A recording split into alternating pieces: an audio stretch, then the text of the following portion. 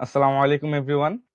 আলাপ সালাপের এই পর্বে আজকে আমাদের অতিথি হিসাবে আছেন ময়মনসিংহ ৬ আসন থেকে জামাতে ইসলাম মনোনীত সংসদ সদস্য পদপ্রার্থী ফুলবাড়িয়ার অধ্যক্ষ কামরুল হাসান মিলন স্যার। আসসালামু আলাইকুম স্যার, কেমন আছেন? ওয়ালাইকুম সালাম। ভালো আছেন স্যার আপনি? জি, আছি আলহামদুলিল্লাহ। তুমি কেমন আছো? বা তোমরা আলহামদুলিল্লাহ কেমন স্যার। আছো?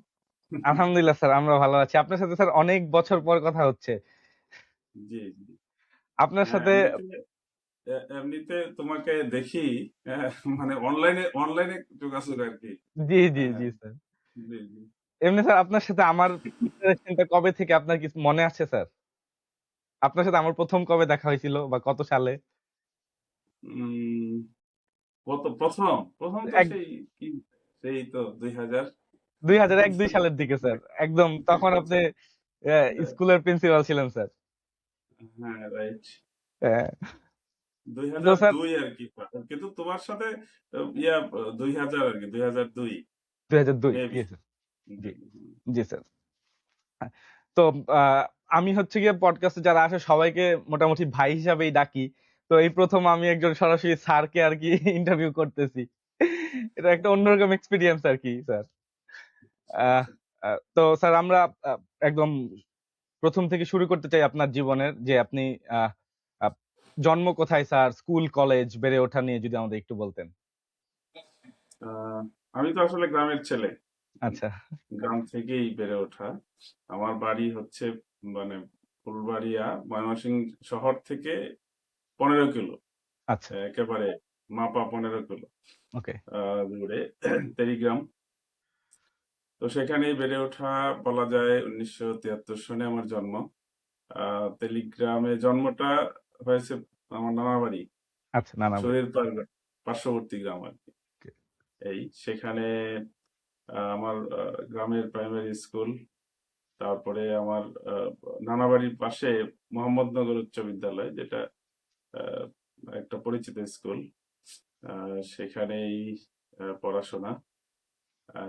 এরপরে হচ্ছে ফুলবাড়িয়া কলেজ, তারপরে আনন্দমোহন। এই তো। মানে আপনার সবকিছু ময়মনসিংহ কেন্দ্রিক, ময়মনসিংহ এর বাইরে আর যেতে হয় নাই? না, না, ময়মনসিংহ কেন্দ্রিক। ময়মনসিংহের বাইরে ময়মনসিংহ যাওয়ার। কেন্দ্রিক। আচ্ছা। তো আপনি তো 2002 সালের দিকে আমি যে স্কুলে ভর্তি হলাম, Innocent Child School and College, সেই স্কুলের প্রিন্সিপাল ছিলেন। তো ওটা দিয়ে কি আপনার কর্মজীবন শুরু হয় স্যার? হ্যাঁ, এটা দিয়েই কর্মজীবন শুরু। মূলত আহ, আসলে আমি যদি বলি, ঢাকার দিকে যাওয়ারই একটা প্ল্যান ছিল। প্ল্যান আচ্ছা মানে পারিবারিক চাপ। আচ্ছা। এরপরে ঢাকায় যাব। হুম, ইতিমধ্যে আমাদের এক বড় ভাই, ডাক্তার ওমর ফারুক ভাই, উনি তখন ইসলামী ব্যাংক হাসপাতালের চিফ মেডিকেল অফিসার, বা বলা যায় প্রজেক্ট ডিরেক্টর। উনি মূলত ওনার নেতৃত্বেই গড়ে ওঠে। তো ওনার কাছে যাই। তো উনি ঢাকাকে অনুৎসাহিত করলেন যে আচ্ছা না, না, ঢাকা যাওয়া যাবে না, বরং ময়মনসিংহ থাকতে হবে। তো আচ্ছা। আমি আহ, মূলত সেখানে একটা প্রাইভেট ফার্মে মানে জয়েন করে আমার চলে যাওয়ার কথা আর কি, মোটামুটি সেটেল। তো ওকে এরপরে উনি খুবই বেঁকে বসলেন আর কি, যেহেতু উনি আমার মেন্টর ছিলেন ওকে। বা দায়িত্বশীল। সেই ক্ষেত্রে আমি বলবো যে ওনার প্রভাবটা আসলে আমার উপর আছে। তারপরে আমি বললাম যে ভাই, তাহলে কি করব এখানে? ময়মনসিংহ তো আসলে এমন কোনো ক্ষেত্র নাই যে আমি থাকবো। পরে বললেন যে আপনি একটা কাজ করেন, সেখানে একটা স্কুল হলেও দিতে হবে। হ্যাঁ, তো উনি খুব সিরিয়াসলি বলেন যে একটা স্কুল দিয়ে 5-7 জনের কর্মসংস্থান হবে, আপনি সেখানে চলে যান। এই তো আসলাম। এসে আমি আহ, স্থানীয় বেশ কয়েকজনের সাথে কথা বললাম। কথা বলে চরপাড়া মোড়ে তখন স্কুলটা শুরু করি আর কি। 2002, দুই তো হাজারে শুরু। মানে শিক্ষকতার প্রতি কি আপনার আগে থেকে কোনো আগ্রহ ছিল, যে মানে এই দিকে আসবো, নাকি ওই ভাইয়ের পরামর্শেই রাইট। শিক্ষকতায় আসা? এইটা এটা এটা ছিল। এটা ছিল এর আগেও আমি ঘটনা হচ্ছে যে মানে কলেজ জীবনে একটা মজার ঘটনা আছে। আমি আমার বাবাও শিক্ষক। হ্যাঁ, আমার এক চাচা ইংরেজি শিক্ষক। ওকে। তারপরে ফ্যামিলিতে আরো শিক্ষক আছে। আমার আব্বার এক দাদা ছিলেন, উনিও প্রাইমারি শিক্ষক আচ্ছা, আচ্ছা। ছিলেন। একদম ৩ তো পুরুষ যাবৎ শিক্ষক ফ্যামিলি। শিক্ষক, জি। যে কারণে শিক্ষকতার প্রতি একটা আলাদা মোহ ছিল। আহ, এবং মজার বিষয় হচ্ছে আমি যখন অনার্সে ভর্তি হই, তখন আমার এক টিচার হঠাৎ করে ক্লাসে এসে সবাইকে বললেন যে কে কি হতে চাও, এটা 10 মিনিট সময় দিলাম, লিখো। আচ্ছা, সেখানে সম্ভবত, মানে সম্ভবত না, আমি ফার্স্ট হয়েছিলাম। এবং আহ, সেখানে একটা লেখা আমি লিখলাম 10 মিনিটে, যে আমি শিক্ষক হতে চাই। তো এই শিক্ষক কেন হতে চাই সেই বিষয়টাও তুলে ধরলাম। সবকিছু মিলে আমাকে পরে স্যার খুঁজতেছিলেন আর কি। হ্যাঁ, আচ্ছা, তো প্রথম আসছেন উনি, আহ, প্রথম ক্লাসেই প্রথম পরিচয় উনি, তো সবাইকে চিনেন না। তারপরে খুঁজে বের করা হলো, আমাকে খুঁজে পরে বললেন যে ওইটা পড়ে শোনানো হয়েছিল ক্লাসে। আচ্ছা, আচ্ছা, লেখাটা চমৎকার, মানে ইয়া ছিল যে কেন, যুক্তি তুলে ধরেছিলাম আমি, যে এই জাতিকে যদি আসলে, মানে সত্যিকার অর্থে লাইনে তুলতে হয়, তাহলে আসলে শিক্ষকতা পেশাটাই মানে মূল পেশা হিসেবে নেওয়া উচিত। যারা এই আগামী প্রজন্ম, আমি যেটা মনে করি যে আমাদের এই জনসম্পদ, সেখানে এটাই তুলে ধরা হয়েছিল যে এটাকে যদি আসলে জনশক্তিতে রূপান্তর করা যায়, তাহলে এই দেশটা সমৃদ্ধ হবে, আর দেশটা ভালোর দিকে যাবে। যে কারণে শিক্ষকতা পেশাটাই আমি বেছে নেবো, এভাবে আচ্ছা, বলেছিলাম। আমার মনে নাই এক্স্যাক্টলি কি আচ্ছা, ওখানে আচ্ছা। লিখেছিলাম। অনেক আগের কথা তো। জি। জি। তারপর স্যার স্কুল প্রতিষ্ঠা করলেন আপনি একটা, আমরা স্কুলে গেলাম আপনার ছাত্র হিসাবে। তারপর আহ, এক সময় আপনি স্কুলটা ছেড়ে একটা কলেজ প্রতিষ্ঠা করলেন ময়মনসিংহ শহরে, এবং এখন সেটা ময়মনসিংহ শহরের অন্যতম সেরা একটি কলেজ। আহ, জি। এবং খুব দিন দিন খুব ভালো রেজাল্ট করছে সেই কলেজ। তো আপনার এই স্কুল থেকে কলেজ প্রতিষ্ঠার যে জার্নিটা, সেটা একটু শুনতে চাচ্ছিলাম স্যার, এটা কিভাবে মাথায় আসলো? আম, এটাও আসলে স্কুল স্কুলে থাকতেই সেখানে আবার একটা মজার ঘটনা ঘটে। একদিন আমার এক বন্ধু, আহ, হাসানুজ্জামান, হাসান সে স্যার? এসে বলল যে, হ্যাঁ, আচ্ছা, হাসানুজ্জামান, আচ্ছা। হ্যাঁ, পিএইচডি, আচ্ছা। হ্যাঁ, উনি ডক্টর হাসান স্যার। স্ট্যাটিস্টিক্যাল পড়তেন। হ্যাঁ, উনি এসে বললেন যে আহ, আরে ভাই, এই স্কুল তো আর কত দূর আগানো যাবে, একটা একটা কাজ করি আমরা। কি কাজ? সেটা হলো যে জাতীয় বিশ্ববিদ্যালয়ের আন্ডারে, তখন তখন কিন্তু কলেজ প্রতিষ্ঠা হয়নি। আচ্ছা। তখন যে একটা অনার্স অনার্স দিচ্ছে, বিবিএ, তখন তো বিবিএ মানে একেবারে হুম। রমরমা বাজার একদম যাকে সবাই বলে। বিবিএ। হ্যাঁ, সবাই বিবিএ, একটা বিবিএ এমবিএ লাগাইলে মনে হয় সে হচ্ছে দুনিয়া জয় করে ফেললো আর কি। এই সেটাই। সময় এরকম ডিগ্রি।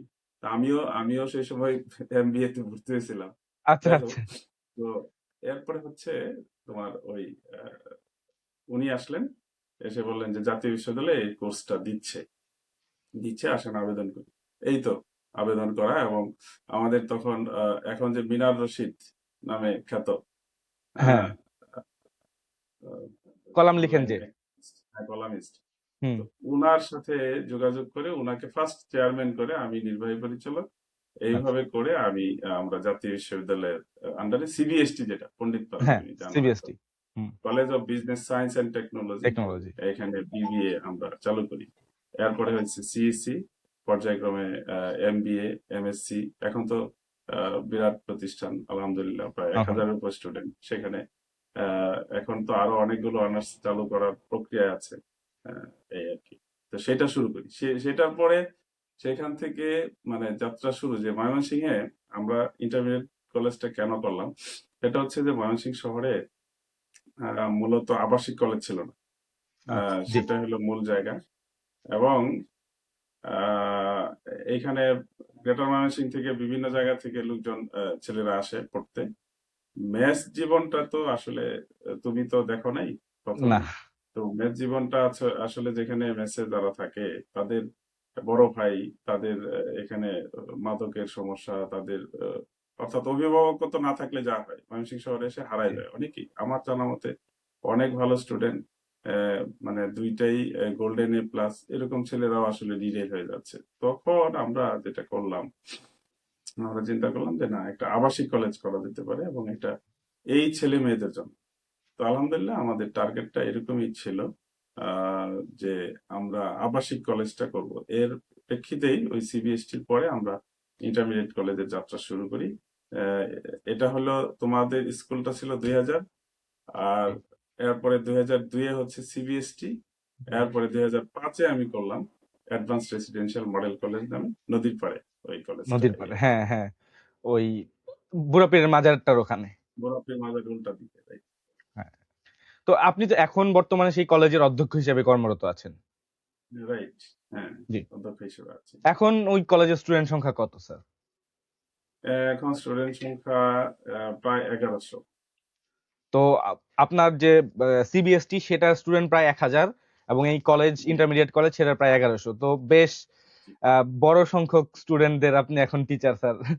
তো জি। আপনার তো এই গেল একাডেমিক ক্যারিয়ার। এখন আমরা যদি একটু পলিটিক্যাল ক্যারিয়ার দিকে আসি, তো আপনার পলিটিক্যাল জার্নির শুরুটা কোথায়? আপনি কি ছাত্র জীবন থেকেই যুক্ত ছিলেন কিনা, নাকি পরবর্তীতে যুক্ত হলেন? হ্যাঁ, হ্যাঁ।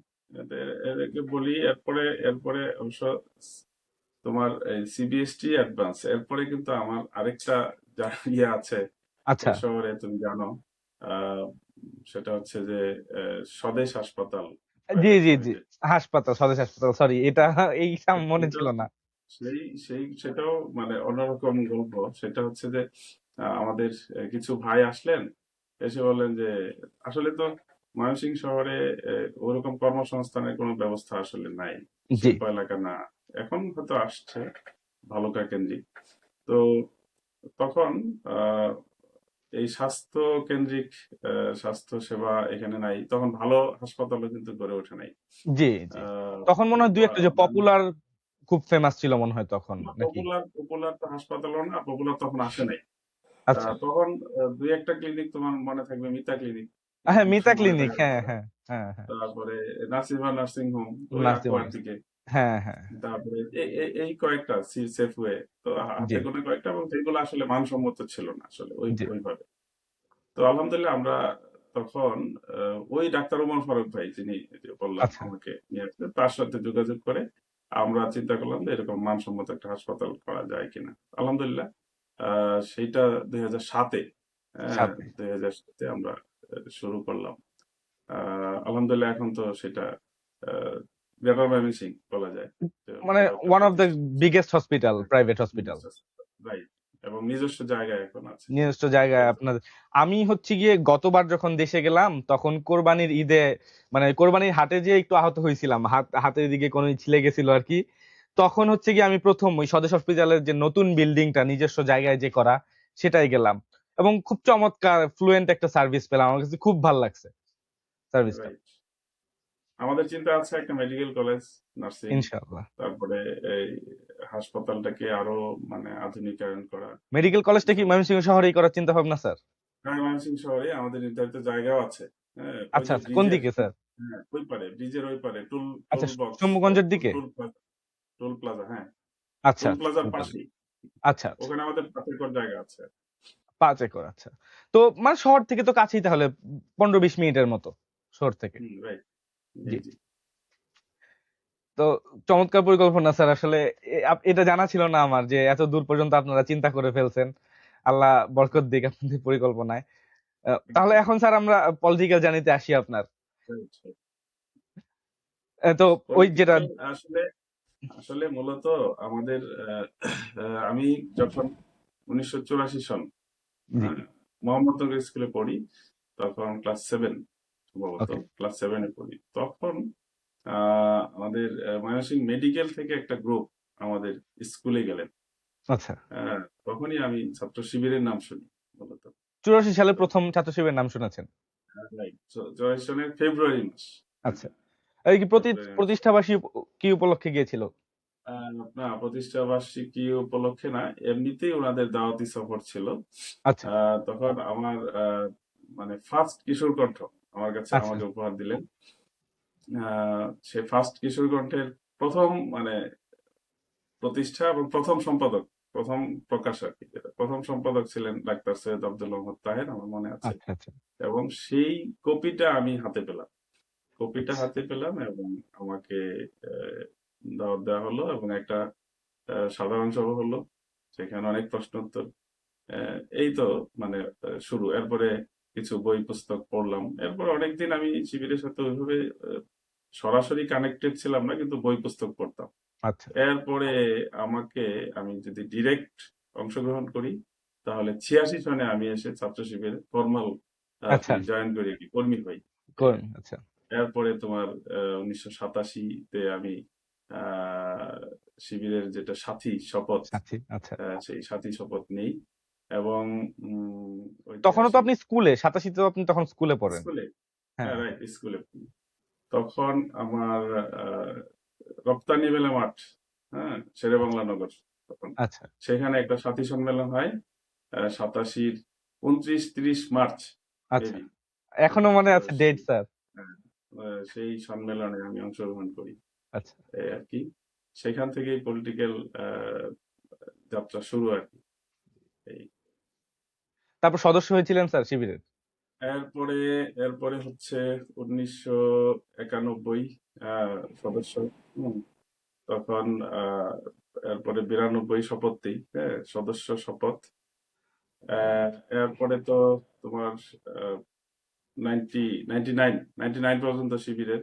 শিবিরের ইতিমধ্যে আমি এখানে স্কুল বিভাগে দায়িত্ব পালন করি। এইটটি আচ্ছা এইট 88 এর পরে আবার ফুলবাড়িয়া উপজেলা সেক্রেটারি, তারপরে হচ্ছে সভাপতি 92, 3, 4, তারপরে এনে জেলা সেক্রেটারি, আচ্ছা তারপরে 95-এ আমি জেলা সভাপতি, আপনি ময়মনসিংহ তারপরে জেলা হচ্ছে শিবিরের সভাপতি ছিলেন স্যার, এটা জানা ছিল না আমার। রাইট জেলা সভাপতি, আচ্ছা তারপরে হচ্ছে 96-এর জুলাই থেকে আমি শিবিরের শহর শাখার সভাপতি, 99 পর্যন্ত 99 শহর পর্যন্ত শাখার আচ্ছা। সভাপতি ছিলাম। রাইট। এরপরে তো তোমার ছাত্র জীবন শেষ, 2000-এ স্কুল শুরু করলাম। স্কুল শুরু তখন করে জামাতে যোগ দিলেন। হ্যাঁ 2000 জামাতে জয়েন করেছি, সমর্থক যেটা আচ্ছা সহযোগী সদস্য। এরপরে আমি অবশ্য অ্যাক্টিভলি আসি 2002-এ। 2002-এ আমি মানে আহ, রুকন হই। এরকম হ্যাঁ, আচ্ছা আমরা কর্মী হিসেবে ছিলাম 2002-এ রুকন। এরপরে পর্যায়ক্রমে ওয়ার্ড সভাপতি, তারপরে 14 নম্বর ওয়ার্ড, তারপরে এরপরে হলো শহরের অ্যাসিস্ট্যান্ট সেক্রেটারি। আচ্ছা তখন মরহুম আসাদুজ্জামান খান, তোমার মনে থাকার কথা, আচ্ছা আচ্ছা আচ্ছা, হ্যাঁ উনি ছিলেন আমির। তারপরে সেক্রেটারি, হ্যাঁ, করিম ভাই ছিলেন আমির, তখন আমি অ্যাসিস্ট্যান্ট আচ্ছা সেক্রেটারি। পরে আসাদ ভাই আমির হলেন, আমি শহর শাখার জামাতের সেক্রেটারি। তারপরে হচ্ছে 1 বছর শহরের আমিরের দায়িত্ব পালন করি। আচ্ছা পরে পরবর্তীতে জেলা অ্যাসিস্ট্যান্ট সেক্রেটারি। তারপরে এখন তো যে নায়েব আমির মহানগরী হিসেবে আছে জেলা মহানগরী। আমির। এ, স্যার আপনি মহানগরীতে না স্যার? না না না, জেলা, জেলা জেলা নায়েব আচ্ছা আমির। জেলা নায়েব। মহানগরের আমির ছিলাম, মহানগরের আচ্ছা অ্যাসিস্ট্যান্ট সেক্রেটারি ছিলাম। আচ্ছা এরপরে হলো জেলা অ্যাসিস্ট্যান্ট সেক্রেটারি। আচ্ছা তখন তখন অবশ্য মহানগর যেটা ওটা শহর জেলার আন্ডারই ছিল, পৌরসভা। আচ্ছা তারপরে আচ্ছা মহানগর আলাদা হইলে পরে আমি জেলা, জেলায় জেলায় নায়েবে জেলা আমির নায়েব করলেন। আমির হিসেবে। আচ্ছা আচ্ছা। তো আপনার পলিটিক্যাল জার্নি শুরুটা তাহলে অনেক লম্বা, একদম 84 থেকে যদি বলি প্যাসিভলি, আর 86 থেকে একদম সরাসরি আপনার পলিটিক্যাল জার্নি প্রায় 14 আর এদিকে 35-36 বছরের প্রায় পলিটিক্যাল আপনার একটা জার্নি স্যার। তো এই লম্বা সময়টাতে আপনার কি কখনো মনে হয়েছে যে মানে আপনি যে রাস্তায় পলিটিক্সটা করতেছেন এইটার চেয়ে অন্য কোনো একটা বেটার রাস্তা আছে, বা আপনি কি অলওয়েজ আপনার এই রাস্তাটা নিয়ে স্যাটিসফাইড ছিলেন, বা যে দল করেন সেই দলটা নিয়ে? আলহামদুলিল্লাহ, অবশ্যই স্যাটিসফাইড। কারণ এখানে তুমি যদি দেখো যে আমার এখানে আরেকটা গল্প আছে আসলে। হ্যাঁ, আচ্ছা মূলত মানে আমার ফ্যামিলির প্রচন্ড প্রেসার ছিল যে আমি যাতে শিবিরে যুক্ত না হই। হ্যাঁ, না হন কারণ আচ্ছা হ্যাঁ না হই, কারণ আমার ফ্যামিলির ম্যাক্সিমাম ভিন্ন রাজনীতির ধারার সাথে জড়িত ছিলেন। বিশেষ করে আমার এক চাচা যুব দলের ফাউন্ডার সেক্রেটারি উপজেলা।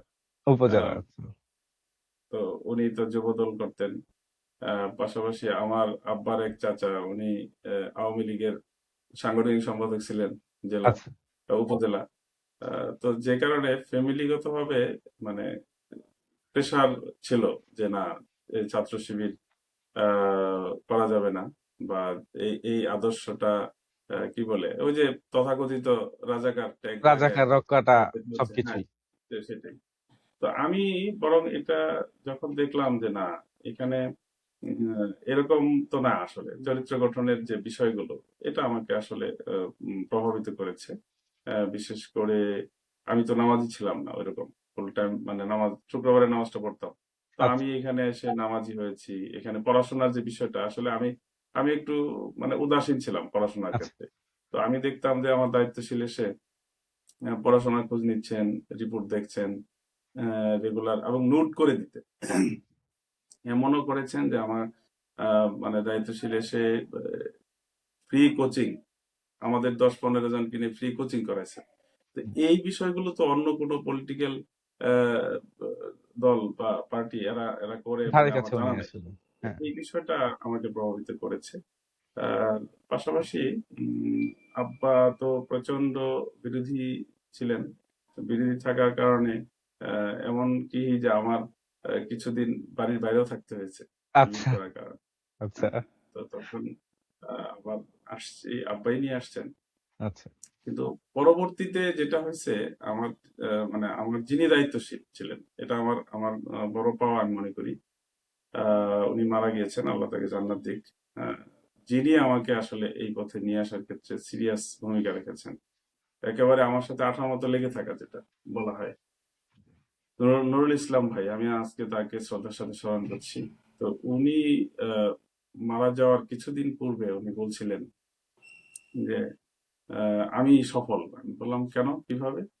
যে আহ, চাচা মিয়া ডাকতো আমার আব্বাকে, বললো যে চাচা মিয়া ওই দিন আমার কাছে বলছিলেন যে আহ, আমি আমি তো আমার ছেলেকে আসলে মানুষ বানাইতে পারি নাই। হ্যাঁ? কারণ ওর সাথে যারা ছিল, তো মানে 2-1 জন ছাড়া 10-15 জনের আমাদের টিম ছিল। তার মধ্যে 2-1 জন, 2 জন বা 3 জন ছাড়া আর সবাই ডিরেই মানে নানান ভাবে নানান পথে গেছে। না তো এই জন্য উনি একটা ধন্যবাদ দিচ্ছেন যে আমি তোমাকে ভুল বুঝছিলাম, যে তুমি আমার ছেলেটাকে আসলে আহ, আসলেই লাইনে নিয়ে আসছো, মানুষ মানুষ বানাইছো। তো এটা আমি মনে করি পরিতৃপ্তির জায়গা, যে আসলে এখানে এখন যে সমাজের যে অবস্থা সার্বিকভাবে, এখানে আলাদা একটা ইনস্টিটিউট হিসেবে কাজ করেছে। পরিবার যেমন আহ, সহায়ক ভূমিকা পালন করেছে, পাশাপাশি পরিবারের পরে যখন আমি আমাকে আসলে হাতে ধরে আসলে আমি মনে করব যে একটা সহজ সরল পথ যেটা সেই সেই পথে নিয়ে রাখে শিবির, এই যে জি বা স্যার। সংগঠন। তো এখন যে স্যার আপনি একটা জীবনের একটা অন্য স্টেজে চলে যাচ্ছেন, যে এতদিন আপনি শিক্ষক ছিলেন, আপনি একটা সংগঠনের দায়িত্ব ছিলেন, এখন আপনি জনমানুষের নেতা হওয়ার দিকে আগাচ্ছেন, আপনি একটা জনপ্রতিনিধি হতে চাচ্ছেন। তো এই বড় ডিসিশনটা নেওয়ার ক্ষেত্রে আপনার মানে কোন কোন বিষয়গুলো আপনার মাথায় কাজ করলো, যে মানে এই কারণে আমার জনপ্রতিনিধি হওয়া দরকার, বা এই জায়গায় আমি ইম্প্যাক্ট রাখতে পারবো? হ্যাঁ, এইটা অনেকটা আসলে ব্যক্তির চাইতেও সংগঠনের উপর নির্ভর করে আমাদের এখানে। আমরা ইচ্ছা করলে, যেমন আমি আমি তো একদিনের জন্য নিষ্ক্রিয় হইনি। না। সেই যে বললাম 84 থেকে বা 86, মেনলি 86 থেকে আমি জি। মানে অ্যাক্টিভ পলিটিক্স করি। কিন্তু আমার মূল টার্গেটটাই ছিল শিক্ষা, সাহিত্য, সংস্কৃতি, এই লাইনে, এবং এই লাইনে আমি ভূমিকা রাখছিলাম। আহ, সংগঠন এসে আসলে যখন মনে করলেন যে সংগঠন যে আমাকে কোথায় কাজে লাগাবে, এটা তো সংগঠনের ব্যাপার। জি। আহ, তো যে কারণে সংগঠন আমাকে, যেমন আমি আমি যদি বলি, আমি জামাতের রেসিডেন্ট সেক্রেটারি ছিলাম জেলার, নায়েবে আমির। পলিটিক্যাল এই পরিচয়টা থাকার পরেও আমি কিন্তু আমাকে পলিটিক্যালি ওপেন করা হয়নি, বা পলিটিক্যাল প্রোগ্রামে আমি যাই নাই। আমি মানে সোশ্যাল ওয়ার্ক নিয়েই ব্যস্ত ছিলাম। বা সংগঠনই এটাকে মানে প্রমোট করেছে যে না ঠিক আছে, সে যেহেতু এই লাইনে কাজ করেছে। যখন একটা শূন্যতা দেখা দিল আসলে, বলবো এটা ফুলবাড়িয়ায় যখন আহ, মূলত এইভাবেই ওপেন হওয়া, সেটা হচ্ছে যে এই লাইনে আহ, সংগঠন ডিসিশন নিলেন যে এইখানে নতুন প্রার্থী তারা সেট করবেন। আচ্ছা। যেমন জসিম স্যার দীর্ঘদিন এখানে মানে বিচরণ করেছেন। এখানে 3 বার নির্বাচন করেছেন আমার শ্রদ্ধেয় স্যার।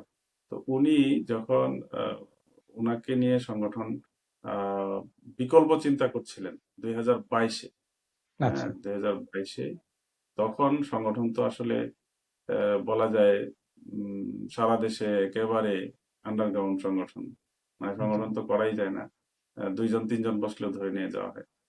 জি, তো এই সময়ে সংগঠন বিকল্প ভাবার যে বিকল্প নেতৃত্ব তৈরির জন্যই মূলত আহ, সিদ্ধান্ত নেয়। এবং আহ, এখানে আহ, কেন্দ্র থেকে একটা ডিসিশন আসে যে আহ, জসিম স্যারকে রেখে আমরা অন্য আরেকজনকে আমরা মনোনয়ন দিব, এই জন্য ভোটিং হয়। হ্যাঁ, তো এটা আমারও জানা ছিল, তো আমিও জানতাম। আপনার জানা ছিল না এটা?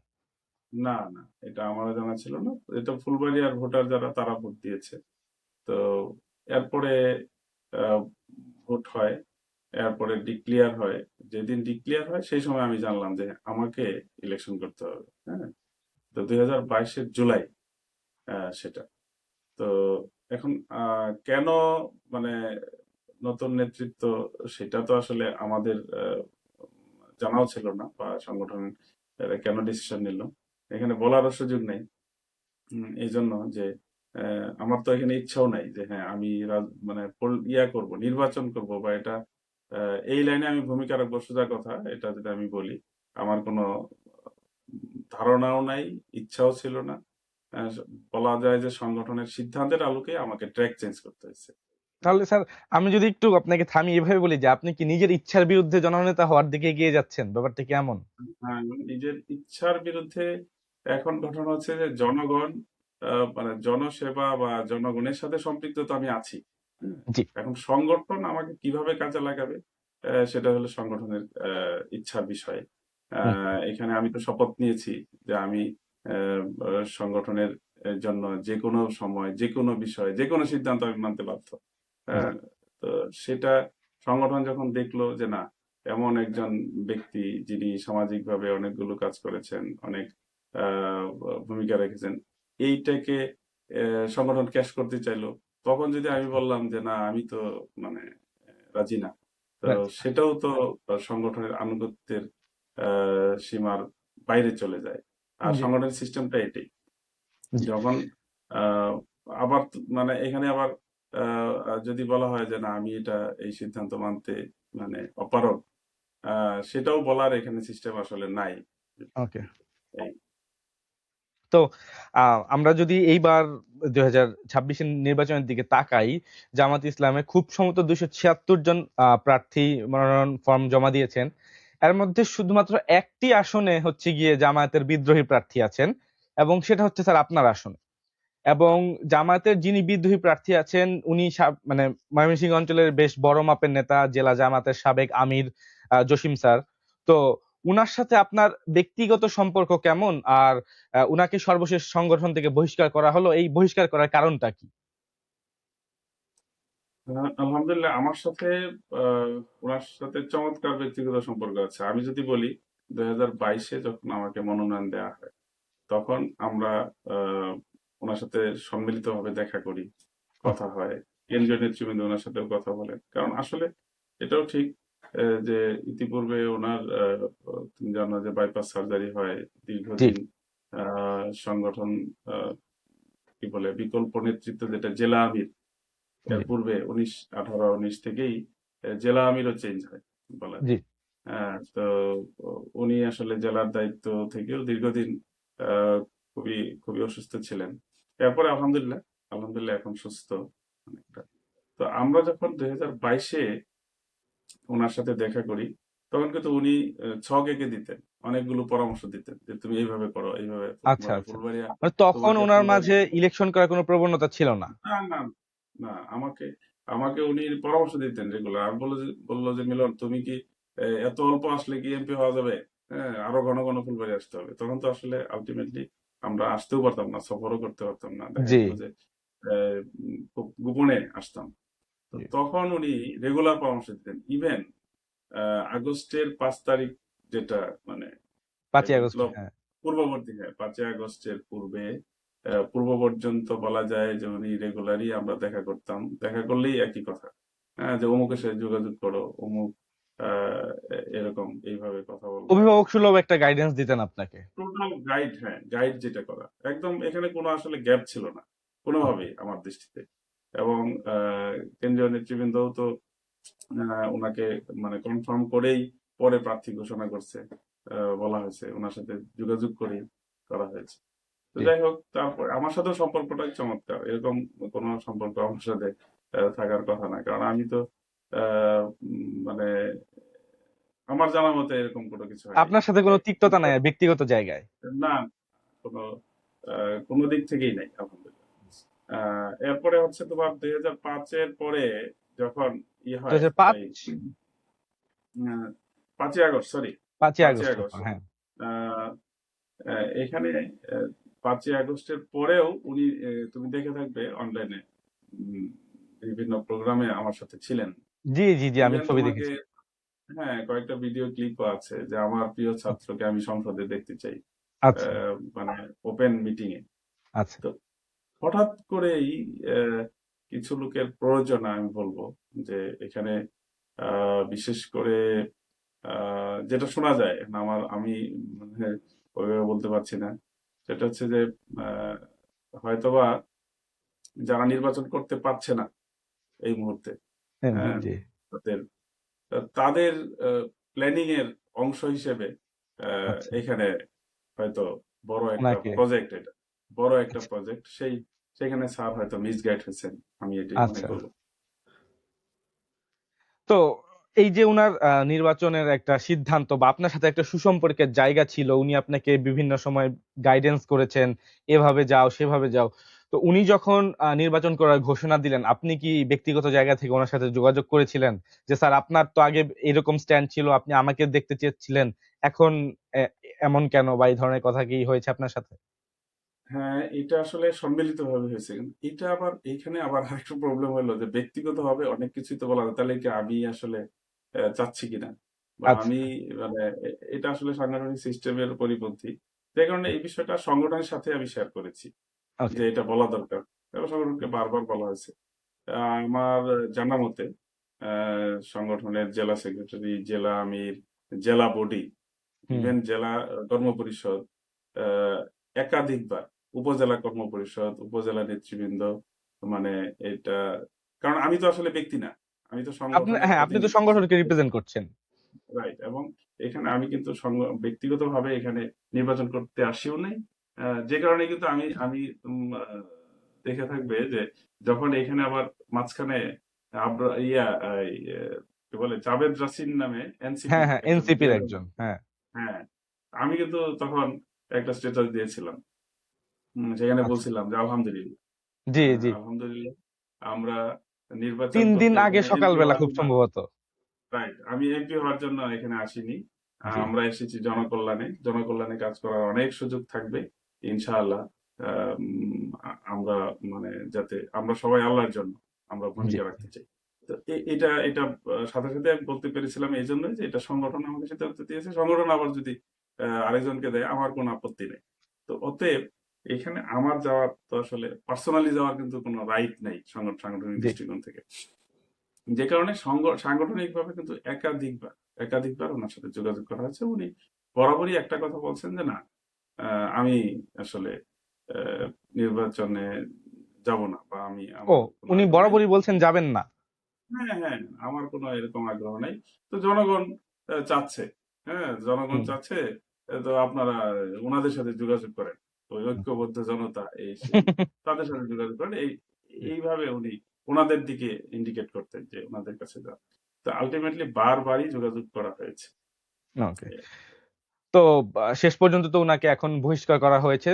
আহ, আহ, কিন্তু আমার মনে হচ্ছে উনি এখনো নির্বাচনের জন্য প্রিপারেশন নিচ্ছেন। এটাই তো সর্বশেষ আপডেট। জি। আচ্ছা, রাইট। এটা তো গেল হচ্ছে।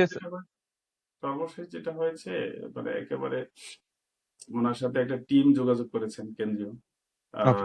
আমি যদি বলি আব্দুল হালিম ভাইয়ের নেতৃত্বে, হ্যাঁ, হালিম আহ, ভাই হচ্ছে ময়মনসিং এসেছিলেন, আমি দেখলাম।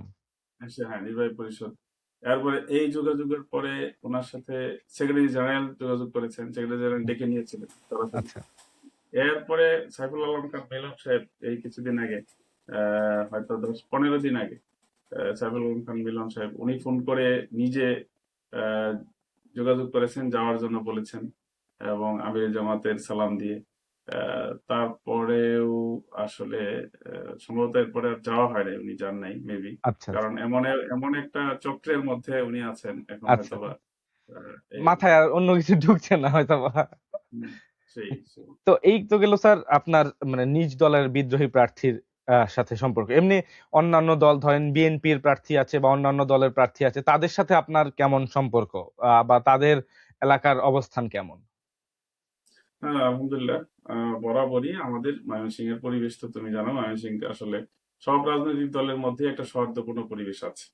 তো আমার সাথে যেটা হয়, ময়মনসিংহ জেলায় জেলা নেতৃবৃন্দ যারা আছে বিএনপির, সবার সাথেই সুসম্পর্ক আছে আমাদের সাথে। রেগুলার দেখা সাক্ষাৎ হয়, ওঠা বসা হয়। তো ফুলবাড়িয়ার যারা নেতা, জি এখান তো দুইজন, একজন একজন হলো স্বতন্ত্র, আর একজন হলো জি কি বলে ধানের শীষ। তো দুইজনের সাথে কি আপনার দুইজন একই, সুসম্পর্ক? দুইজন একই বাড়ির। আচ্ছা সুসম্পর্ক একই বলতে বাড়ি। একজন থাকে আমেরিকায়, মাত্র আচ্ছা দেখা হয়েছে আমার সাথে 2-3 দিন। আচ্ছা আলহামদুলিল্লাহ, ওনারও মানসিকতা ভালো, এবং তার সাথে সৌহার্দ্যপূর্ণ পরিবেশেই দেখা হয়েছে। ও, যেহেতু আমেরিকা থেকে উনি এসে এখন নির্বাচনের মাঠে, তো দেখা হওয়ার তো সুযোগ ছিল না জি এর আগে। তো এখন ওই রাজনৈতিক মাঠে 2-1 বার দেখা হয়েছে, আলহামদুলিল্লাহ আমাদের সাথে সৌহার্দ্যপূর্ণ পরিবেশেই কথা হয়েছে। আর যিনি আছেন উনি ঢাকায়, ওনার সাথে ওই কয়েকবারই দেখা হয়েছে। আর মূলত যারা লোকাল লিডার ময়মনসিংহ জেলা শহরে থাকেন, বা ফুলবাড়িয়া প্রপারে ফুলবাড়িয়া থাকেন, তাদের সাথে তো রেগুলারই যোগাযোগ আছে, দেখা হয়। সৌহার্দ্যপূর্ণ পরিবেশই এখানে আসলে, ওকে। আলহামদুলিল্লাহ। তো এবার স্যার আপনার এলাকা নিয়ে একটু কথা বলতে চাই যে মানে ফুলবাড়িয়া এলাকাটা তো শহরের কাছাকাছি, কিন্তু অত ডেভেলপড না এখনো। আমরা দেখি যে ফুলবাড়িয়াতে উন্নয়নের অনেক বেশি প্রয়োজন আছে এখনো। তো ফুলবাড়িয়ার উন্নয়ন নিয়ে আপনার পরিকল্পনাগুলো একটু সংক্ষেপে শুনতে চাচ্ছি যে আপনার পরিকল্পনাটা কি? হ্যাঁ, ফুলবাড়িয়া ফুলবাড়িয়া আসলে একটা সমৃদ্ধ জনপদ আমি মনে করি।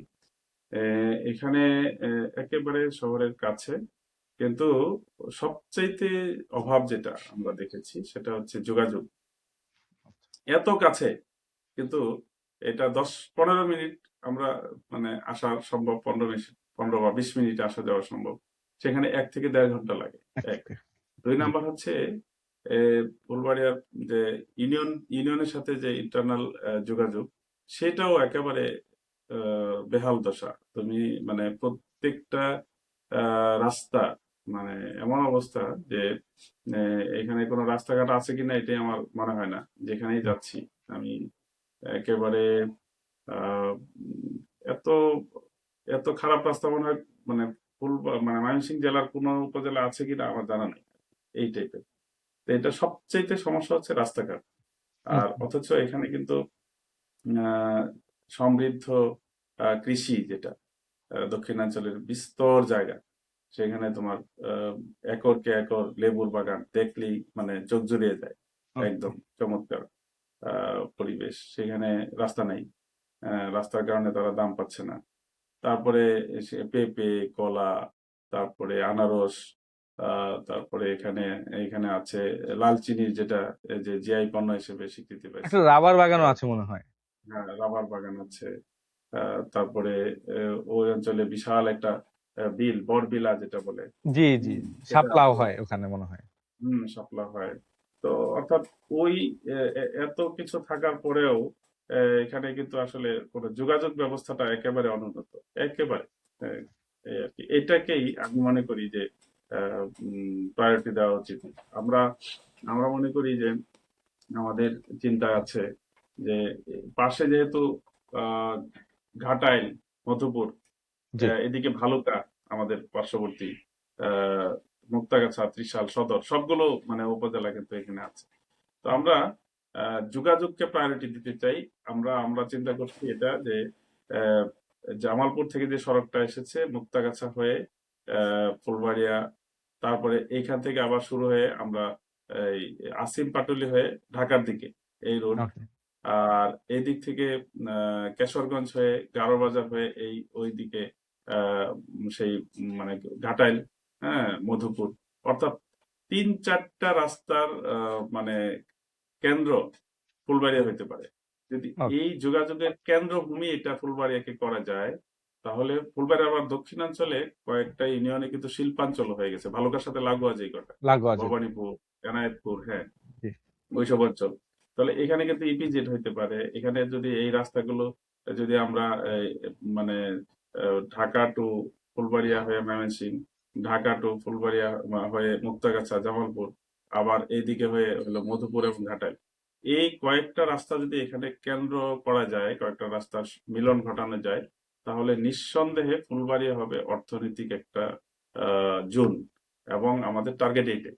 এখানে এই যোগাযোগ ব্যবস্থাটা যদি আমরা সম্প্রসারণ করতে পারি, তাহলে অবশ্যই ফুলবাড়িয়ার যে অর্থনৈতিক সমৃদ্ধি, এটা সারা জাতীয় অর্থনীতিতে গুরুত্বপূর্ণ ভূমিকা রাখবে বলে আমরা মনে করি। এই জি। আর এরপরে আমরা যেটা গুরুত্ব দিতে চাই, সর্বোচ্চ আমি একজন শিক্ষক, শিক্ষক হিসেবে আমি বলতে চাই যে আমাদের আহ, জাতীয়ভাবে কি হবে না হবে আমি জানি না, কিন্তু লোকাল শিক্ষা প্রতিষ্ঠানগুলোতে এখন কিন্তু আসলে আহ, ছেলেমেয়েরা যেতে চাচ্ছে না, প্রাইভেট কোচিং কেন্দ্রিক, অথবা যারা যায় না তারা মানে ওই মানে ম্যাক্সিমামই আসলে মোবাইল আসক্ত। ক্লাস পরীক্ষা সেভাবে হচ্ছে না, মনিটরিং হচ্ছে না। আমাদের চিন্তা হচ্ছে শিক্ষাটাকে নিয়ে একটু গুরুত্ব দেওয়া। যে পরিমাণ প্রতিষ্ঠান রয়েছে যথেষ্ট, আলহামদুলিল্লাহ। এখানে মানে নতুন প্রতিষ্ঠান প্রতিষ্ঠান করার প্রয়োজন দেখছেন না আপনি? আমি মনে করি না। যে প্রতিষ্ঠানগুলো আছে এইগুলো যদি মনিটরিং করা হয়, মনিটরিং এর আওতায় নিয়ে আসা হয়, তাদেরকে শিক্ষকদেরকে ট্রেনিং দেওয়া, তাদেরকে মনিটরিং এর মধ্যে নিয়ে আসা, তাহলেই এখানে একটা বিরাট বিপ্লব সম্ভব। আমি তোমাকে বলি, আমাদের দক্ষিণাঞ্চলে কিন্তু প্রচুর পরিমাণে এই ঊর্ধ্বতন মানে ব্যক্তিবর্গ আছে যারা উচ্চ পর্যায়ে সরকারের দক্ষিণ এলাকায়, সেখানে আহ, মানে প্রশাসন বলো, বিভিন্ন পুলিশ প্রশাসন বলো, সব জায়গায় আছে শিক্ষক। তো ওটার কারণ কিন্তু আসলে আছে। কারণটা কি? আমি একদিন রাতে ঢাকা থেকে মানে আসিম হয়ে আসতেছিলাম। তো রাতের বেলায় দেখি, রাত 9টা, 9:30টার দিকে হবে, বা একটু পরে এরকম, বা 9টা 10টার মধ্যে। তো রাস্তায় দেখি হারিকেন জ্বালিয়ে মানে লোকজন যাচ্ছে, প্রচুর হারিকেন। তো লোকজন, আমি পরে গাড়ি থামায় জিজ্ঞেস করলাম যে, মুরব্বী কোথায় যাচ্ছেন? বললো যে আমার বাচ্চাটাকে আনতে যাচ্ছি, হ্যাঁ, মানে স্কুল থেকে। এটা কিন্তু আমাদের এই উত্তরাঞ্চলেও নাই, ফুলবাড়িয়া প্রপারেও নাই। ওটা হচ্ছে একেবারে দক্ষিণে আসিম, আচ্ছা। ভবানীপুর, হ্যাঁ, ওই কয়েকটা ইউনিয়ন। তো দেখা গেল যে, পরে জিজ্ঞেস করলাম যে কেন, বললো যে বাচ্চাদেরকে আমরা বাসায় পড়া হয় না। তারা তারা করে কি, দীর্ঘদিন থেকে তারা এটাই অভ্যস্ত। ও বিকালে বা সন্ধ্যায় দিয়ে আসে স্কুলে, স্কুলে। টিচার আচ্ছা। পড়ান, আচ্ছা। তারপর হ্যাঁ, তারপরে উনি রাত 10টায় হয়তো নিয়ে আসেন। যে কারণে তারা কিন্তু এটার আউটপুট পাইছে। ওখান থেকে কিন্তু প্রচুর ছেলে মেয়ে মেডিকেলে যাচ্ছে, বুয়েটে যাচ্ছে, পড়াশোনা করতেছে। তো এই পরিবেশটা তো অন্য জায়গায় নেই। তা আমার টার্গেট হচ্ছে শিক্ষাকে আমি মানে প্রায়োরিটি দিব। এই ক্ষেত্রে আমরা একটা মনিটরিং সেল করব উপজেলায়, কার্যকর মনিটরিং সেল। এবং সেটা ইউনিয়ন ভিত্তিক, ইউনিয়ন কমিটি হবে, ত্রৈমাসিক রিপোর্টিং হবে এবং পরিদর্শন হবে। এটা এটা সরকারি বেসরকারি ওয়ে মিলেই আমাদের, যদি আমরা দায়িত্ব পাই, আমরা মনে রাইট। করি জি। এইটাকে আমি গুরুত্ব দিতে চাই।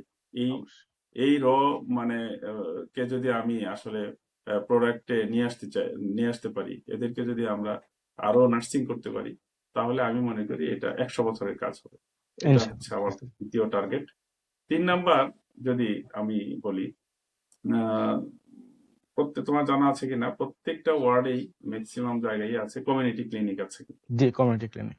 কমিউনিটি ক্লিনিক গুলো আছে, কিন্তু এইগুলো আসলে মানে আমরা তো আরেকটু ব্রডলি চিন্তা করলে, এটা যদি চিন্তা করি, আমাদের উপজেলা স্বাস্থ্য কমপ্লেক্সে হয়তো 20-30 জন ডাক্তার মানে নিয়োজিত আছেন। তা আমরা যদি এই ক্লিনিক গুলোকে প্রতি সপ্তাহে একদিন করে রোস্টার করে দিই আমরা, যে একজন ডাক্তার সেখানে বসবেন, তাহলে ওই এলাকার সবাই জানবে যে ওই দিন এতটা থেকে এতটা একজন এমবিবিএস ডাক্তার বসবেন। আমি সেই এমবিবিএস ডাক্তারের কাছে সে কিন্তু ফ্রি সার্ভিস পাচ্ছে। তো এখন মানে আমি আরো আশ্চর্য হয়েছি, এক ভদ্রলোককে আমি জিজ্ঞেস করলাম আমাদের এলাকার, উনি একজন কৃষক। তো বললাম যে আমার কাছে প্রেসক্রিপশন নিয়ে আসছে। তো প্রেসক্রিপশন নিয়ে বললো যে এই ওষুধগুলো কিনতে পারিনি। কেন?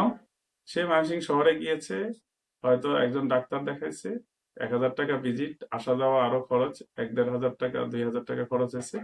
যখন ঔষধ কিনতে যায় টাকা গেছে, শেষ। তখন তার পকেটে হয়তো 200 টাকা আছে, সে আর ওষুধ হুম, কিনে নাই, ওইটা ওই বালিশের নিচে আছে, ওই প্রেসক্রিপশন। এইভাবে কিন্তু আমি পরে খোঁজ নিয়ে দেখলাম গ্রামের অনেক গরিব মানুষগুলো তারা প্রেসক্রিপশন করায়, কিন্তু প্রেসক্রিপশন অনুযায়ী ঔষধ খায়। হ্যাঁ, খাইতে পারে না কেন? টাকা নেই কেনার।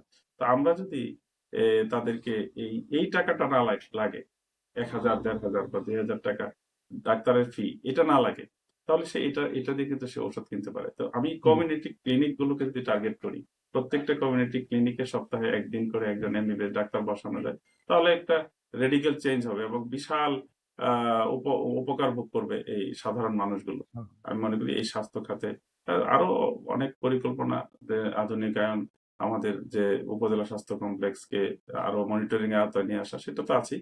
কিন্তু আমি একেবারে রুরাল এরিয়ায় একেবারে স্বাস্থ্য সেবাকে পৌঁছে দেওয়ার জন্য আমরা ওইটা করতে পারি। জি, এরপরে কর্মসংস্থানের ক্ষেত্রে আমাদের চিন্তাটা হচ্ছে এরকম যে আমরা এখানে যদি সরকারের সাথে কথা বলে ইপিজেড, কোল্ড স্টোরেজ, তারপরে কোল্ড স্টোরেজ এই জন্য দরকার, ওখানে অনেক কৃষি পণ্য আছে যেগুলো ফুলবাড়িয়ায় উৎপাদিত হয়, যেটা দীর্ঘমেয়াদী রাখার জন্য আমরা কোল্ড স্টোরেজের চিন্তা করতে পারি। তারপরে কৃষি ভিত্তিক আরো শিল্প, হ্যাঁ, তারপরে কুটির শিল্প, তারপরে আমরা যদি আমরা ইউনিয়ন ভিত্তিক যদি বলি, ওয়াইফাই কে আরেকটু শক্তিশালী করে তাদেরকে ট্রেনিং দিয়ে তারা তারা মানে আম, ফ্রিল্যান্সিং এর জন্য। স্ব-উদ্যোগেই, রাইট, তারা এখানে এখানে কর্মসংস্থানের ব্যবস্থা হতে পারে। আমরা যুবকদেরকে ট্রেনিং করে শর্ট ট্রেনিং এর মাধ্যমে দেশের বাইরে পাঠানোর চিন্তা আমরা করতে পারি। আহ, এই জাতীয় মানে পরিকল্পনা আমাদের আছে। তারপরে কৃষি, যেহেতু বললাম, এই ক্ষেত্রে বিস্তর সুযোগ আছে কিন্তু, মানে যে কৃষিকে টার্গেট করে এখানে জি। বললাম লেবুর বিশাল একটা চাষ হয়। এবার আমি আর জানা ছিল না যে এনায়েতপুর অঞ্চলে ডেইলি 1-1.5 কোটি টাকা লেবু মানে বিক্রি হয়। 1-1.5 কোটি টাকার লেবু প্রতিদিন। 1-1.5 কোটি টাকা, ছোট্ট গ্রামের বাজার এখানে। তো তাহলে এইটাকে কেন্দ্র করেই তো একটা বিশাল এই মানে চেইনটা যদি সরাসরি অর্থনীতি ঢাকা পর্যন্ত নিয়ে যাওয়া যায়, এই 1-1.5 কোটি টাকা আরো অনেক বেশি মানে অনেক কনভার্ট বেশি হয়ে যাবে। হয়। হ্যাঁ, সেখানে ড্রাগনের চাষ হচ্ছে আমাদের এখানে। তারপরে হুম, এখানে আনারস, পেঁপে, কলা ব্যাপক। আসলে এটা না গেলে বোঝা যায় না ওই এলাকার সিম। হ্যাঁ, আচ্ছা, তারপরে একরকে একর এরকম। জি। তো এই কেন্দ্রিক মানে আমরা আমাদের নজর দেওয়ার চিন্তা আছে। তারপরে হচ্ছে পর্যটন, ওই যে যেটা বললাম, রাবার বাগান আছে এখানে, বিল আছে। এখানে শাপলা বিল আছে। এই কেন্দ্রিক সন্তোষপুর কে কেন্দ্র করে ওখানে আমরা বড় বিলাকে কেন্দ্র করে একটা পর্যটন এরিয়া আমরা করতে পারি। সেটাও আসলে নির্ভর করবে, যদি যোগাযোগ ব্যবস্থাটা ভালো হয় তাহলে এটা কিন্তু সম্ভব। এটাও সব- একটা বিষয়। তারপরে আমাদের আরেকটা চিন্তা আছে, সেটা হচ্ছে ক্রীড়া। আহ মানে ছেলে ছেলেমেয়েরা এখন কিন্তু আসলে খেলার দিকে আবার ঝুঁকছে কিছুটা হলো। মাঝখানে কিন্তু কেমন জানি হ্যাঁ, তারা মাঠ থেকে উঠে গিয়েছিল। তো জি, এখন আমার টার্গেট হচ্ছে তাদেরকে আরো উদ্বুদ্ধ করা, প্রত্যেকটা ইউনিয়নে ক্লাব তৈরি করা, টুর্নামেন্টের আয়োজন করা রেগুলার, এই বিষয়গুলো থাকবে। ইতিমধ্যে আমরা একটা ক্রিকেট একাডেমিও করেছি, আলহামদুলিল্লাহ। আচ্ছা, আচ্ছা। এটার কার্যক্রম শুরু হয়েছে যুবকদেরকে নিয়ে। সেখানে তারপরে হচ্ছে আহ, এখানে আরো কিছু মানে কর্মসূচি নিতে হবে। দারিদ্র মুক্তকরণ, যেটা আসলে আহ, গ্রামের যে সাধারণ মানুষ তারা যে সরকারি সুযোগ সুবিধাগুলো পাচ্ছে, আহ, যেটা ওই যে কার্ড, বিজিটি কার্ড, বয়স্ক ভাতা, পঙ্গু ভাতা, এগুলো আসলে যথাযথ প্রক্রিয়ায় আসলে পাচ্ছে না। আচ্ছা, যারা পাওয়ার কথা, এক 80 বছরের এক মহিলা আমাকে বলছে যে বাবা, আসলে আমার বয়স কত হইলে পরে আমি বয়স্ক ভাতা পাবো, এই টাইপের আসলে আহ, কথা আছে। আলহামদুলিল্লাহ আমরা এগুলোতে দেখবই, এগুলো যাতে অবশ্যই, যথাযথ জায়গায় যায়, উপযুক্ত ব্যক্তিরা পায়, সেই বিষয়টা আমরা নিশ্চিত করবো ইনশাল্লাহ। অবশ্যই স্যার। তো আমরা যদি ফুলবাড়িয়ার একটা ওভারঅল সিনারিও চিন্তা করি, আপনি ফুলবাড়িয়ার সবচেয়ে স্ট্রং বা শক্তিশালী পয়েন্ট কি কি রাখবেন, এবং সবচেয়ে দুর্বল পয়েন্ট গুলা কি কি ফুলবাড়িয়ার? যেমন শক্তিশালী পয়েন্ট মানে মানে কিসের? কোন জায়গায় ফুলবাড়িয়া বেশ ডেভেলপড, উন্নত, এবং কোন জায়গায় তার ডেভেলপমেন্ট দরকার?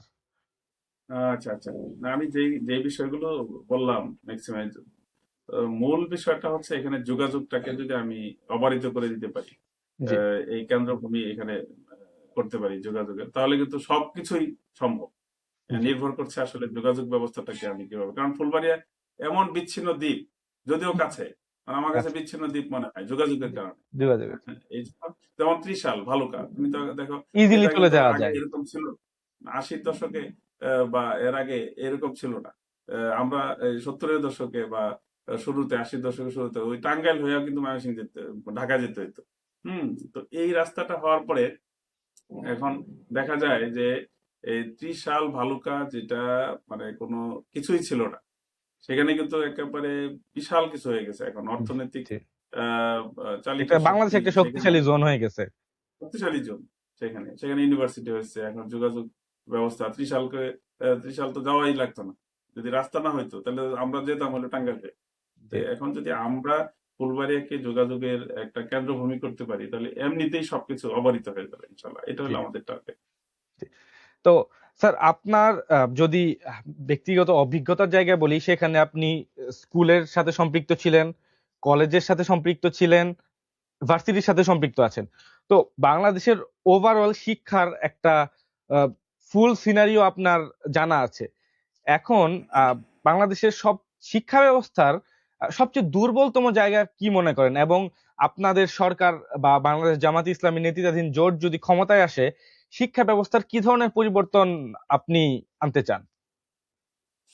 হুম, এইটা একটা গুরুত্বপূর্ণ প্রশ্ন। আসলে আমরা আমরা যদি আসলে আহ, আমরা তো আসলে ভুল জায়গায় ট্রিটমেন্ট করেছি 54 বছরে, আমি যদি বলি। ওকে। সেটা হচ্ছে যে আমাদের যে পরিমাণ ম্যান পাওয়ার, যে পরিমাণ ইনভেস্টমেন্ট হয়েছে, অর্থনৈতিক ইনভেস্টমেন্ট, সেটা হচ্ছে জনসংখ্যা কমাইতে হবে, মানে মাথায় একটা ঢুকানো হয়েছে এটাই। তো আমাদের মূল প্রবলেমটা হচ্ছে জনসংখ্যা। জি। এটাকে ফোকাস করতে গিয়ে আমার যে ম্যান পাওয়ার আছে, সেটাকে কিন্তু আমি আসলে প্রোডাক্টিভ ওয়েতে কাজে লাগাতে পারি নাই। এটা যদি একটা সরকার চিন্তা করে যে এই দেশের আহ, এখন প্রায় 2 কোটি শিক্ষিত বেকার যুবক আমাদের আছে, কেন বেকার হলো? বেকার হওয়ার কারণটা কি আসলে? কারণ তো এটাই যে আমরা আসলে কেরানি তৈরি শিক্ষা ব্যবস্থা তৈরি করছি এখানে। ইভেন যে আমি আহ, মানে ক্লাস 1 থেকে শুরু করে পড়াশোনা যে সিস্টেম, একবার আমরা এক্সপেরিমেন্ট করেছি। জি। এই কিছুদিন এইটা, কিছুদিন এইটা, 2 দিন পরে পরে ট্রেনিং এর নাম করে সিলেবাস চেঞ্জ করা, কারিকুলাম চেঞ্জ করা, এটা একটা বড় সমস্যা আমার দৃষ্টিতে মনে হয়। এত এক্সপেরিমেন্ট আসলে করার মানে দরকার ছিল না। 2 নাম্বার হচ্ছে এখানে নৈতিক শিক্ষা, যেটা আমরা আমরা দেখি যে আহ, একেবারে শুরু থেকেই যেটা পার্সোনালি, এখন তো সবাই মানে যেটা কোরআন পড়া, ইসলাম শিক্ষা, এগুলো পারিবারিক হয়ে গেছে, প্রাতিষ্ঠানিক ভাবে ওইরকম নাম গোয়াস্তে আসলে ওরকম নেই। তো আমাদের চিন্তাটা এরকম যে যদি আমরা এই মানে শিক্ষার লাইনে আহ, গুরুত্বটা এরকম ভাবে দেই যে একেবারে শুরু থেকে একমুখী শিক্ষা তাদেরকে, আহ, মানে 1 to 10 তাদেরকে অবশ্যই নৈতিক শিক্ষায় শিক্ষিত হইতে হবে। এখানে এই হিন্দু হলে হিন্দু ধর্ম তাকে শিখতে হবে, মুসলিম হলে মুসলমানের ইসলাম ধর্ম তাকে চর্চা করতে হবে। মৌলিক যে বিষয়টা, একেবারে ইসলামের মৌলিক ধারণা সে এখান থেকে পাবে। যদি পায়, তাহলে কিন্তু ডিরেইল হওয়ার সম্ভাবনা থাকবে না। এইটার পাশাপাশি এটার পাশাপাশি আমাদেরকে যে চিন্তা করতে হবে যে তাকে কারিগরি শিক্ষায় উদ্বুদ্ধ করা। এখানে সবাই আসলে অনার্স মাস্টার্স করার আমি মনে করি দরকার নেই। হ্যাঁ, প্রয়োজন নেই। যে সে সে যদি ইন্টারমিডিয়েট পাশ করে সে একটা বা, কাজে যোগদান করতে পারে, একটা আহ, আহ, সে কর্মমুখী শিক্ষা যেটা বলা হয়, তো এই কর্মমুখী শিক্ষাটাকে আসলে আমরা আমার মনে হয় গুরুত্ব দেওয়া উচিত। আহ, এরপরে এখনো পর্যন্ত বাংলাদেশে আরেকটা বড় প্রবলেম যেটা হচ্ছে যে ব্রেন ড্রেন, এটা এটা এটাকে থামাইতে হবে। এটা থামানো ছাড়া আসলে দেশের মানে উন্নয়ন সম্ভব না। এখন তোমাদের মতো মেধাবীরা এখানে যদি মানে কর্মসংস্থানের সৃষ্টি, তাদেরকে এখানে রাখার ব্যবস্থা করা না যায়, তাহলে দেশ আগাবে কিভাবে? আমাদের আমাদের ছেলেরা তো অনেক মেধাবী, অনেক মেধাবী, কিন্তু যারা মেধাবী তারাও তো এখানে থাকে না। তুমি এখন গ্রাম কিন্তু মেধা শূন্য হয়ে যাচ্ছে, অথচ গ্রাম থেকেই সবাই আসছে। তো গ্রামের একটা প্রাইমারি শিক্ষক এখন ময়মনসিংহ শহরে থাকে, কেন থাকে? এই জন্য থাকে যে তার ছেলে মেয়ের পড়াশোনার জন্য সে শহরে থাকে, সেখান থেকে এসে গ্রামের প্রত্যন্ত অঞ্চলে সে শিক্ষকতা করে। এটা তো দরকার ছিল না। আজকে যদি প্রাইমারি স্কুলটাকে যদি আমরা সেই মানে নিয়ে যেতে পারতাম, একই মানে, সম্ভব কিন্তু এটা। ইনফ্রাস্ট্রাকচার আছে, এখানে শিক্ষক আছে, সবই আছে, কিন্তু আমার গ্রামের মনিটরিং প্রাইমারি এর অভাব। স্কুলে, হ্যাঁ, মনিটরিং হচ্ছে না, পড়াশোনা আমরা আগে পড়ি নাই, আগেও তো একই তো সব জেলা শহরেই তো যায় নাই, সবাই তো গ্রাম থেকে উঠে আসা। তাহলে জি। আমরা যদি এই কাজটা করতে পারি, তাকে এরকম সুযোগ সুবিধা দিতে পারি, না ওই প্রাইমারি স্কুলের শিক্ষকটা গ্রামে থাকতে স্বাচ্ছন্দ্য বোধ করবে, কারণ গ্রামে তো তার লিভিং কস্ট কম, সেখানে সুন্দর পরিবেশ, তাকে যদি স্বাস্থ্য, শিক্ষা সব দিক থেকে যদি গ্রাম কেন্দ্রিক আমরা ফোকাস করতে পারি, তাহলে তো শহরে এই চাপটা পড়ে না। এটা যদি আমরা করতে পারি, তাহলে গ্রামের আহ, একই রকম হবে শিক্ষা পদ্ধতি, শিক্ষা ব্যবস্থা। তাহলে কিন্তু আর শহরে তুমি আমার কাছে এটা খুবই কষ্ট লাগে যে ম্যাক্সিমাম গ্রামের কৃষক ছাড়া, যারা একেবারে কৃষি উপর নির্ভরশীল 100%, তারাও ভালো কৃষক, যারা তারাও শহরে থাকে আমার জানা মতে। আমার জি। কয়েকজন জানা মতে তারা শহর থেকে যায় তার কৃষি ফার্মে যায়। জি। কেন যায়? মূল টার্গেটটা হচ্ছে তার ছেলেটাকে ভালো একটা স্কুলে পড়াবে, ভালো একটা কোচিং এ পড়াবে। এইটাকে ফোকাস করতে হবে আসলে মূলত। আর আহ, বাছাই করতে হবে যে হ্যাঁ, এই নিচের থেকে যারা যাবে। আমি আমি আমি যদি একটা উদাহরণ দিই, আমাদের হাসপাতালে একটা ছেলে মানে আমার কাছে আসলো একজন, মানে আমাদের মানসিকতাটাও চেঞ্জ হওয়া উচিত, শিক্ষা পদ্ধতিটাও চেঞ্জ হওয়া দরকার। আসলো, সে ডিগ্রি পাস। সে এসে আমাকে বলছে যে আহ, স্যার আমাকে একটা চাকরি দিতে হবে। কি চাকরি? তো একটা পিয়নের চাকরি হলো, আমি তো মানে আমার পিয়ন। অন্য ডিগ্রি কোথাও পাশ করে পিয়ন হতে চাচ্ছে। হ্যাঁ, পিয়নের চাকরি। তো আমি বললাম যে তোমাকে আমি একটা মানে ইয়া ইয়া করি, লাইন দেখাই। কি লাইন? সেটা হচ্ছে তুমি একটু ইয়া করো, একজনের সাথে আমি দিব ট্যাগ করে, 6 মাস বা 2 মাস থাকবা, তোমার মানে 30-40 হাজার টাকা তুমি ইনকাম করতে পারবে আর কি, টেকনিশিয়ান, ওই যে ইলেকট্রিক্যাল, যে জি। ওয়ারিং টোয়ারিং করে। তো আমি তার সাথে কথা বললাম, সে 7 দিন সময় নিল। হুম, তো 7 দিন পরে এসে বললো যে না, আমার এটা আমি করবো না, আচ্ছা। পিয়নের চাকরি এটাই ভালো। তো এই যে এই মানসিকতাটাও চেঞ্জ হওয়া উচিত আসলে। কারণ হচ্ছে যে একটা টেকনিক্যাল পার্সন, সে আমার জানা মতে একটা ইন্টারমিডিয়েট পাস ছেলে, সে এমআরআই মেশিন চালাইতে পারে, বা এই কি বলে আহ, উম, এই জাতীয় আর কি মেডিকেল টেকনোলজি। তো সে দেখা যায় 50-60 হাজার টাকা ইনকাম করছে। আর তার সাথেই হয়তো দেখা যাচ্ছে যে সে মাস্টার ডিগ্রি পাশ করে সে হয়তো 15 হাজার টাকা পাচ্ছে। তো এই জন্য রিসিপশনিস্টের চাকরি টেকনিক্যাল করছে এরকম। সাইডটাকে অবশ্যই গুরুত্ব দেওয়া উচিত আমার জি। দৃষ্টিতে, ব্যাপকভাবে। তাহলে কিন্তু এই এই বেকার সমস্যার সমাধান হওয়া সম্ভব। 2 নাম্বার, সরকার যেটা করতে পারে, আরেকটা উদ্যোগ আসলে নেওয়া উচিত বলে আমি মনে করি, ব্যাপকভাবে দেশের বাইরে হ্যাঁ, যারা এই পাঠানো দরকার, বাইরে পাঠানোর উদ্যোগ নেওয়া দরকার। এটা কিন্তু অনেকগুলো হয়ে আছে।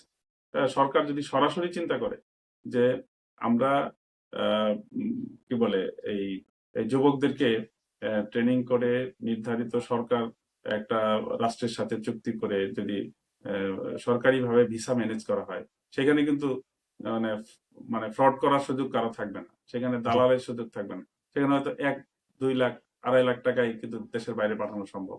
তো 2 লাখ, 2.5 লাখ টাকায় যদি দেশের বাইরে পাঠানো যায়, প্রত্যেকটা গ্রাম থেকে, প্রত্যেকটা বাড়ি থেকে একটা রিক্সাওয়ালার ছেলে, একটা গ্রামের সাধারণ প্রান্তিক কৃষকের ছেলে, সেও যাইতে পারে।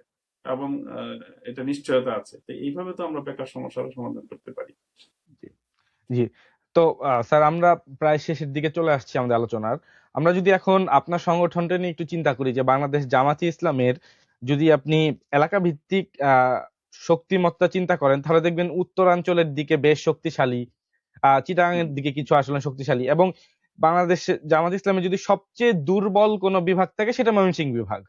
তো এর কারণ কি স্যার?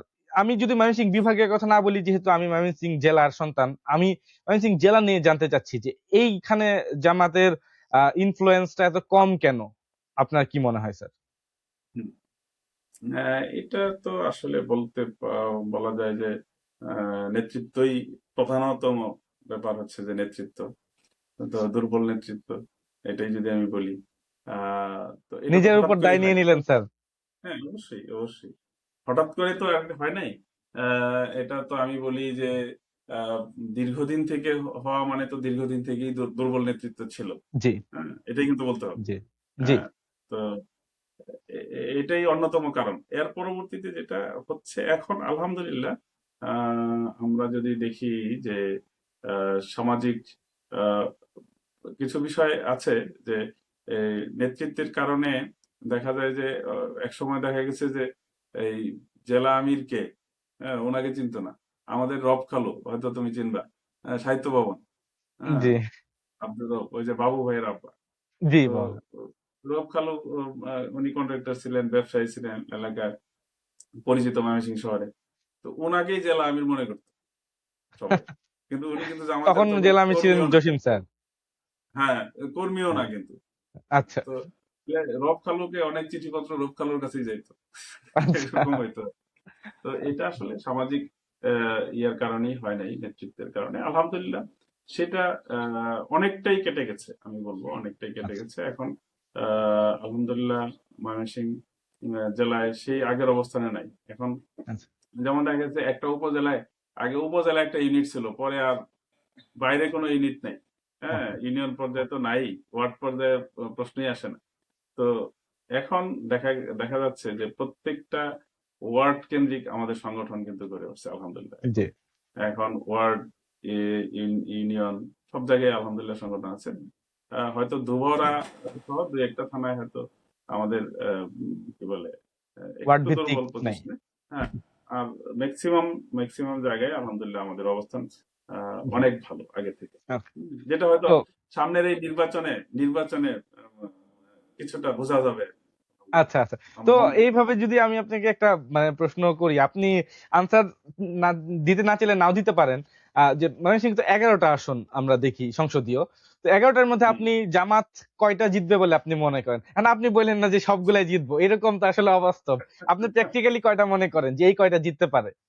আহ, আমি আমি নাম বলবো না, তবে আমার দৃষ্টিতে এখনো পর্যন্ত যদি লেভেল প্লেইং ফিল্ড থাকে ফিল এবং থাকে। প্রশাসনিক কারচুপি না হয়, জি। বেশি বেশি শক্তির আহ, বিচরণ না থাকে, অর্থাৎ একেবারে একটা ফ্রি ফেয়ার একটা এবং ইলেকশন ফেয়ার হলে। ইলেকশন, ফ্রি এবং ফেয়ার ইলেকশন, এবং যেখানে নির্ভয়ে ভোটাররা যাবে, জি। যদি হয় তাহলে নির্দ্বিধায় বলা যায় আমরা 6 থেকে 7টা আসন একেবারে নির্দ্বিধায় আমরা বিজয় পাবো নির্দ্বিধায় ইনশাআল্লাহ। বিজয়ী। এটা এটা ইনশাআল্লাহ। মানে ইনশাআল্লাহ। মানে আপনি যেহেতু জেলায় আছেন দায়িত্বশীল, আপনার কাছে পুরো জেলার রিপোর্ট আসে, সেই তথ্যের ভিত্তিতে আপনি বলছেন যে বিজয় হুম। হওয়ার মতো সম্ভাবনা আছে 6 থেকে 7টা আসনে। হ্যাঁ, হ্যাঁ, অবশ্যই ইনশাআল্লাহ। অবশ্যই। ওকে স্যার, তাহলে যেহেতু ফ্রি অ্যান্ড ফেয়ার ইলেকশনের ঘটনাটা মানে কথাটা আসলো, আমরা যদি একদম ফ্রি অ্যান্ড ফেয়ার ইলেকশনের কথা বলি। ফেয়ারের পাশাপাশি এখানে আরেকটা বিষয়, কালো টাকার যে দৌরাত্ম্য আমরা শুনতে আচ্ছা আচ্ছা পাচ্ছি, যে মানে এটা ভয়াবহ একটা ব্যাপার। যে আচ্ছা। এই যারা মনে মনে করো যে প্রার্থীরা এখন চিন্তা করে যে আমি আমার এরিয়ায় আমি 50,000 ভোট, আমার হুম। ফিক্সড ভোট 50,000, এরপরে আমাকে আরো বিশ 1.5 হাজার লাখ ভোট ভোট কিনতে লাগবে। হবে। না না, কথার কথা, আরো 20,000 মানে সে কিনবে টাকা দিয়ে, এরকম প্ল্যান করে এখন। যেখানে এরকম মানে টাকার খেলা, সেখানে তো আসলে আমাদের মতো মানে সংগঠন টিকে থাকা কঠিন। তো আমরা বলবো প্রশাসনকে, তোমার মাধ্যমে, যে এইটা বন্ধ করতে হবে, এই কালো টাকার দৌরাত্ম্য এবং এই এই মানে সন্ত্রাস, হ্যাঁ, আচ্ছা। পেশি শক্তি, এটা বন্ধ করলে ইনশাল্লাহ আমরা অবশ্যই, আমরা মনে করি ভালো করবো ইনশাল্লাহ। তো স্যার, এমনি গত 17 বছর ধরে বাংলাদেশে কোনো ভোট হয় নাই বলতে গেলে। যা মাঝখানে যে ইলেকশন ছিল এগুলো তো কোনো আসলে ভোটিং এর ইলেকশন ছিল না। এখন আপনি ভোটারদের মাঝখানে ভোট দেওয়ার যে একটা আগ্রহ বা উদ্দীপনা, সেটা কেমন দেখছেন? আর আরেকটা যেটা আপনি বললেন যে ফ্রি অ্যান্ড ফেয়ার ইলেকশন বা কেন্দ্র দখল যেন না হয়, সেক্ষেত্রেও তো ভোটারদের মধ্যে একটা উদ্দীপনা দেখা লাগবে যে তারা স্বেচ্ছায় পাহারা দেবে ভোট কেন্দ্র আমরা ছাত্র সংসদ নির্বাচনগুলোয় তেমন দেখেছি। তো আপনি সাধারণ ভোটারদের মাঝে এই প্রবণতা কেমন দেখছেন? জি, জি। এটা এটা খুবই আসলে আমাদের কাছে মানে ইয়া মনে হচ্ছে, ভালো মনে হচ্ছে যে মানুষের যে আগ্রহ, জি 17 বছর ভোট দেয় নাই। 17 বছর ভোট দেওয়া হয় নাই মানে কি, একটা বিরাট সংখ্যক ভোটার, যারা ভোটার হয়ে আছে আগে, তারাও দেয় নাই। জি তো এটা আগ্রহটা আমরা দেখছি ভালোই। আহ, মানুষের মধ্যে একটা উত্তেজনাও কাজ করছে। কালকেও আমার সাথে কথা হলো, কয়েকজন মুরব্বী বললো যে রাতে কালকে বললো যে ভোট তো দেব, কিন্তু ভোট থাকবে তো, মানে এই যে মানে আশঙ্কা, এই আশঙ্কাটা কিন্তু আসলে এখনো যায় নাই। আমার কাছে মনে হয় যে মানুষের মধ্যে কিন্তু আশঙ্কা, ব্যাপকভাবে এই আশঙ্কাটা আছে। আচ্ছা আর মানুষের মধ্যে আগ্রহ আছে। আর একটা কথা কিন্তু ব্যাপকভাবে প্রচলিত, রিক্সায় চড় বা সাধারণ কৃষক, মানে গ্রামের ভাষায় যেটা বলে যে সব খাইছি, হুম, হুম এবার নতুন খামো, এই এই স্লোগানটা, তো সব আচ্ছা খাইছি এবার নতুন খামো, এরকম আচ্ছা একটা কথা কিন্তু আছে। আর আগ্রহ আছে, উদ্দীপনাও আছে সব জায়গায়। আমার মনে হয় যে যদি এইটাই নিরাপত্তা নিশ্চয়তা যদি দেওয়া যায়, তাহলে কিন্তু আর আহ, জি, জি। তো স্যার আমরা তাহলে আজকে এখানে শেষ করি। আপনার প্রতি অনেক শুভকামনা থাকলো, আপনি জিতে আসেন। আমি বিশ্বাস করি আপনার মতো একজন মানুষ যদি যে এলাকার সংসদ সদস্য হবে, সে এলাকার মানুষ নিশ্চয়ই হাসি মুখে থাকবে এবং তাদের জীবন মানে অনেক পরিবর্তন আসবে। আপনার জন্য শুভকামনা স্যার। আসসালামু আলাইকুম। ওয়ালাইকুম সালাম। জি, ধন্যবাদ তোমাকে, শুভকামনা। জি। স্যার